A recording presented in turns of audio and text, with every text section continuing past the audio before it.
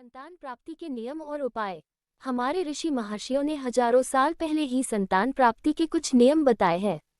प्रत्येक दंपति चाहता है कि उसके कम से कम एक संतान हो। प्रकृति के अनुसार पुरुष और स्त्री को गर्भाधान का कारण समझ लेना चाहिए, जिनका पालन करने से आप तो संतानवान होंगे ही, आपकी संतान भी आगे कभी दुखों का सामना नहीं करेगा। कुछ रातें ये भी है जिसमें हमें संभोग करने से बचना चाहिए, जैसे अष्टमी, एकादशी, त्रयोदशी, चतुर्दशी, पूर्णिमा और अमावस्या को बिल्कुल संभोग नहीं करना चाहिए।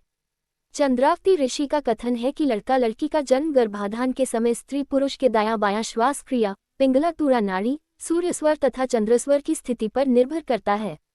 कहते हैं गर्भाधान के समय स्त्री का दाहिना श्वास चले तो पुत्री तथा बायां श्वास चले तो पुत्र होगा। मासिक धर्म शुरू होने के प्रथम 4 दिनों में संभोग से पुरुष रोग को प्राप्त होता है।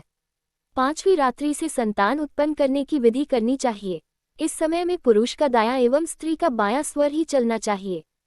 इसमें ध्यान देने वाली बात यह है कि पुरुष का जब दाहिना स्वर चलता है तब उसका दाहिना अंडकोश अधिक मात्रा में शुक्राणुओं का विसर्जन करता है, जिससे कि अधिक मात्रा में पुल्लिक शुक्राणु निकलते हैं, अतः पुत्र उत्पन्न होता है।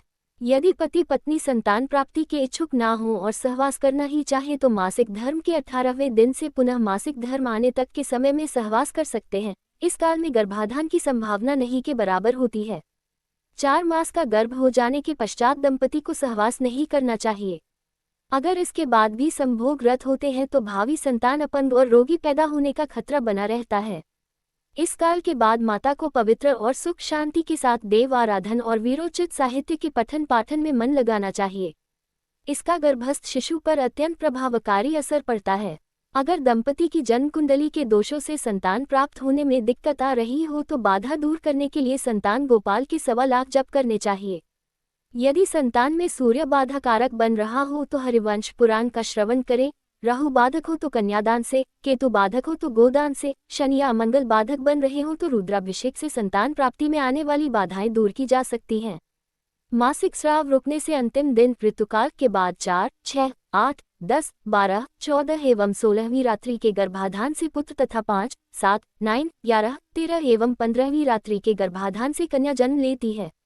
1/4 रात्रि के गर्भ से पैदा पुत्र अल्पायु और दरिद्र होता है। 2/5वीं रात्रि के गर्भ से जन्मी कन्या भविष्य में सिर्फ लड़की पैदा करेगी। 3/6वीं रात्रि के गर्भ से मध्यम आयु वाला पुत्र जन्म लेगा। 4/7वीं रात्रि के गर्भ से पैदा होने वाली कन्या बांझ होगी। 5/8वीं रात्रि के गर्भ से पैदा पुत्र ऐश्वर्यशाली होता है। 6/9वीं रात्रि के गर्भ से ऐश्वर्यशालिनी पुत्री पैदा होती है। 7/10वीं रात्रि के गर्भ से चतुर पुत्र का जन्म होता है। 8/11वीं रात्रि के गर्भ से चरित्रहीन पुत्री पैदा होती है। 9/12वीं रात्रि के गर्भ से पुरुषोत्तम पुत्र जन्म लेता है। 10/13वीं रात्रि के गर्भ से वर्णशंकर पुत्री जन्म लेती है। 11/14वीं रात्रि के गर्भ से उत्तम पुत्र का जन्म होता है।